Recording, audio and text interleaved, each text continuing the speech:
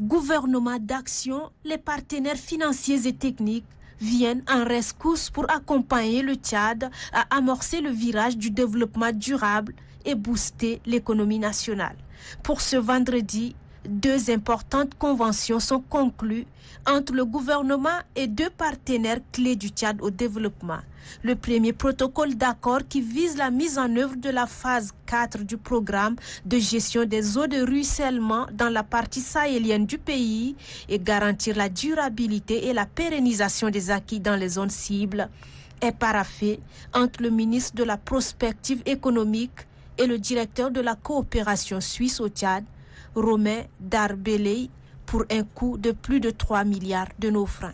La phase qui s'ouvre aujourd'hui, elle est une phase successive d'un projet de longue haleine, mais elle s'inscrit aussi dans les intentions de la coopération suisse, dans sa collaboration avec le Tchad dans l'avenir. La seconde convention qui touche le secteur de la santé est basée sur l'amélioration de la couverture des services sanitaires.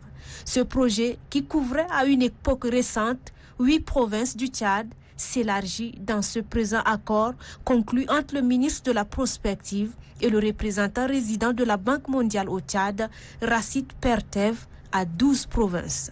Le financement additionnel faisant objet de la signature aujourd'hui s'inscrit dans la même logique d'intervention du projet PRPSS initial.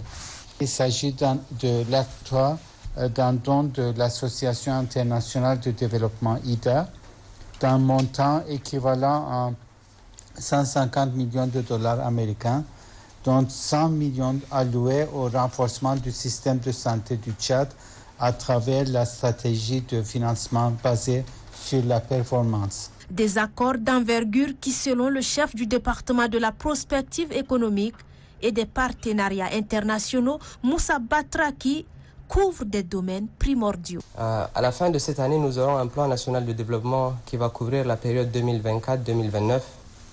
Plan national de développement sur lequel nous aimerions avoir l'appui de tous les partenaires techniques et financiers. Aujourd'hui, dans le cadre de la feuille de route du gouvernement de transition, nous avons plusieurs enjeux, plusieurs défis à relever dans les 2 prochaines années.